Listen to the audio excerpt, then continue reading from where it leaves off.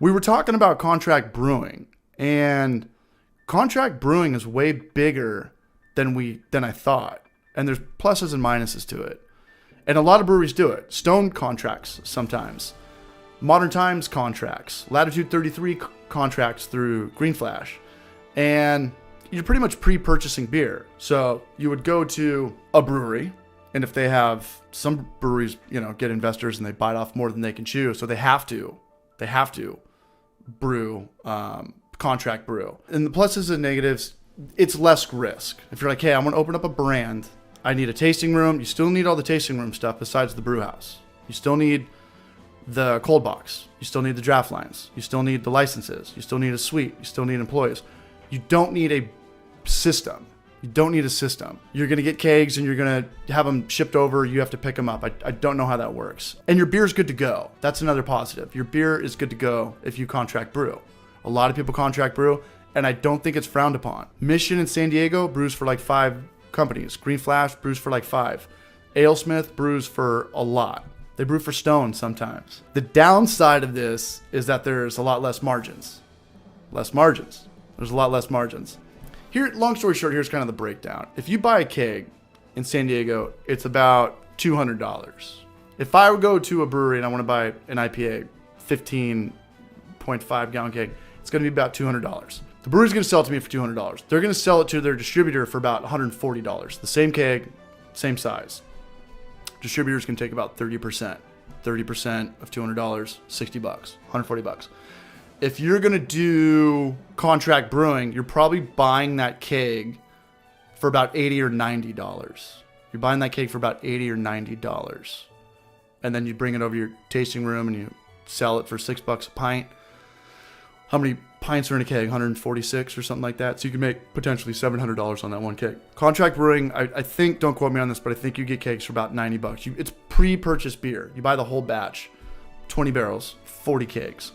Here's the thing. If you have a great brewer, and you have a great system and you've got exposure, people talk about a good rule is if you could sell a pint for $0.25. What I mean by that is you're selling your $6 pint or your $7 pint to the consumer for $7. But if you can scale it up on your system, you can get to the point where that pint would only cost you $0.25. And if you do the math on that, what's 146 pints, which is a keg, times 25 cents, you're pretty much making your own kegs for about $30. About $30. $31. $35. Do the math on that. What's 146 times 0.25? Rain Man. Matchsticks. So I like the idea of contract brewing but again, you have to move a lot of beer to make money. The margins are less. The risk is less. The reputation, the beer is going to be good. There's a lot of places that 36.5, shout out to Grant Langford. That's what you're making your own kegs for. If you can get your pints to 25 cents, that's what you're getting your kegs for. And then you're ultimately selling them pretty much to distributors for about $140. Or you just keep them and you do the culture tasting room business model where they don't distribute and they just keep opening up tasting rooms because those are your biggest margins by far. Your own kegged beer, by far, bar none, not even close. So contract brewing, I like the idea of it if you have a lot of connections and know you can move a lot of beer. I think it's a good call. You don't need to pay a brewer. You don't need to have a brew house. If you don't have a brew house, that means you don't really need that big of a suite. You could just kind of have satellite tasting rooms. You know what? I like that idea a lot. Just have small satellite tasting rooms and contract brew. But then it kind of takes the thing out of you're just solely in it for the business, right? There's 2 types of people I think that get into beer. People that get into it for the beer, people get into it for the business, right? Like you brew your own beer. What's the one thing we all love as homebrewers? So if you brew a beer that tastes like something you buy in a store, you get that pride of ownership.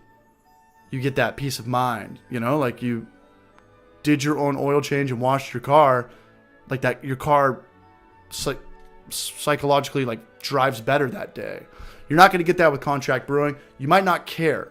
You might not care at all. But that's my take on contract brewing. Low risk, lower margins, but you got to move a lot. You got to move a lot. And if you suck at brewing and you want to be in the brew industry, it might be the way to go. It might be the way to go.